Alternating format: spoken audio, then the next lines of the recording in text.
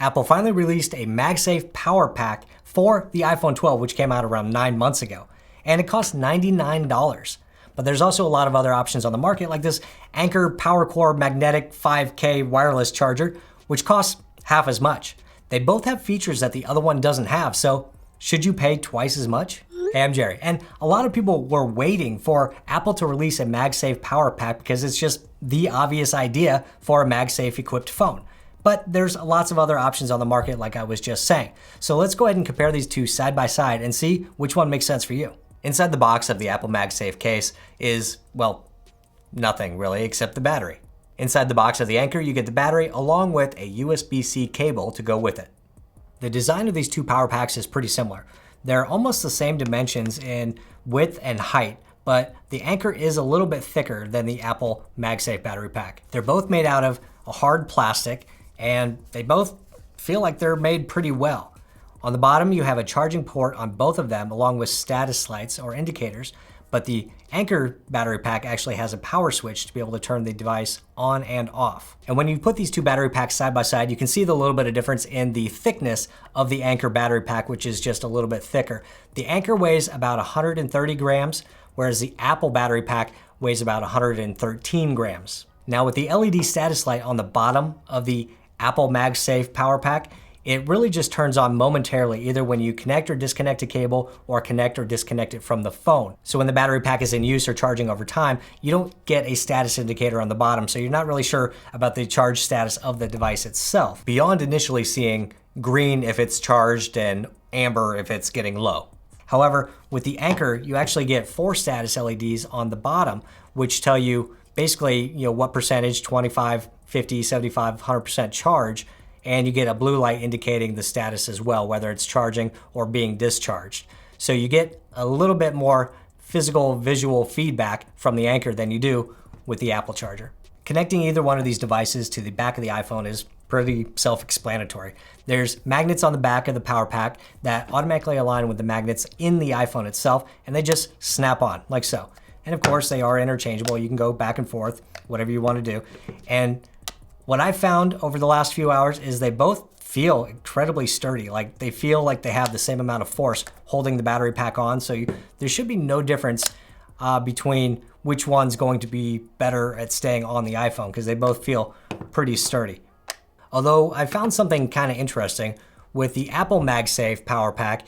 When you bring it close to the phone, when the magnets start to grab each other, it's like there's something in the power pack that just kind of brings something forward. It feels like something's moving inside of the Apple Power Pack. Let me see if you can hear that on the camera.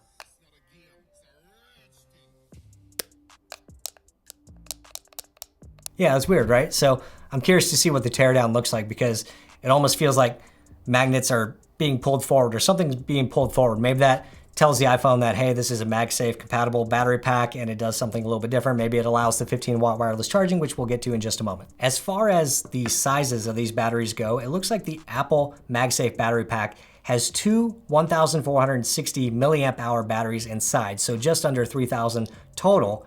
And the Anker PowerCore Magnetic 5K has a 5,000 milliamp hour battery. From those numbers alone, you can probably surmise that you get a little bit more juice out of the Anker than you can from the Apple. On the bottom of these two power packs, you have Lightning for your charging port on the Apple device, and you have USB-C on the Anker. Now, one of the advantages that Apple has over the Anker is the integration with iOS. After you update your iPhone to 14.7, you get some additional features with the MagSafe Power Pack.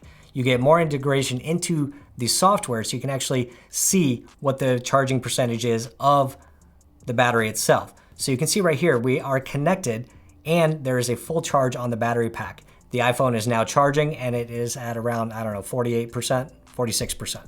Another one of the benefits of the Apple charger is you can actually plug your Lightning port into either one of these devices and it will automatically charge the other device as well. So if we go ahead and plug the Lightning cable into the iPhone, it will actually do a reverse charge and charge the battery pack itself from the iPhone, which is pretty cool. And then if you want to do the opposite and you want to plug the Lightning cable into the battery pack will charge and charge the iPhone at the same time wirelessly. Now here's one other thing that's kind of interesting. If you're not plugged in, you're just charging wirelessly, the Apple MagSafe battery pack will charge your iPhone at about 5 watts. Now, if you have an iPhone 12, 12 Pro, or 12 Pro Max, and you connect to a 20-watt power adapter and you plug into the battery pack, you will actually get up to 15 watts of MagSafe wireless charging from the battery pack to the iPhone. Now with the Anker, you can actually go ahead and plug that in and charge your iPhone at the same time. So now you're charging the battery pack and the iPhone, but you are only charging at 5 watts. Whether you're plugged in or not, the Anker will only charge your iPhone at up to 5 watts. But a great thing about the Anker that you can't do with the Apple Power Pack is you can actually charge any device wired. So if I want to connect my iPhone wired to this battery pack, I can actually get 10 watts of charging. So now I'm charging at 10 watts from the Anker via a cord. So you can charge not just your iPhone, but you can charge an Apple Watch, an iPad, something else, anything that can charge with 10 watts of power. Now, common questions out there is, can these devices charge something else other than an iPhone 12? And the answer is yes. So if I put my AirPods on the Apple battery pack, you can see the charging light turn on. And so we'll go ahead and remove it and we'll put it on there as well, and we get the same thing. So both of these battery packs will use standard Qi charging to charge other devices.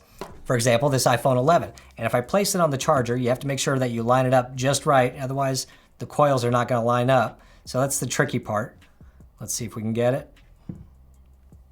There we go. Okay, so now we are charging wirelessly my iPhone 11 from the Apple MagSafe power adapter, and same thing with the Anker. You just have to make sure that you're lined up correctly. Otherwise, it's not going to charge for you. So your next question is probably going to be, well, how fast does it charge my iPhone?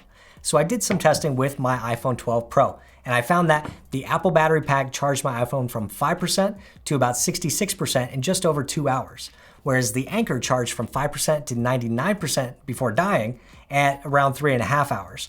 Now, both of these are going to vary depending on your phone, and my test was with the phone basically sitting dormant and not being used at all. I checked it a couple times to see what the status was, what the battery level was at, but it was pretty much unused. So if you're using your phone a lot, or you have the 12 mini or the 12 Pro Max, your mileage may vary. So I also wanted to know, how long does it take to charge the battery packs themselves? So I connected each one to a 20-watt Apple power adapter, this one with USB-C, of course, and this one with Lightning.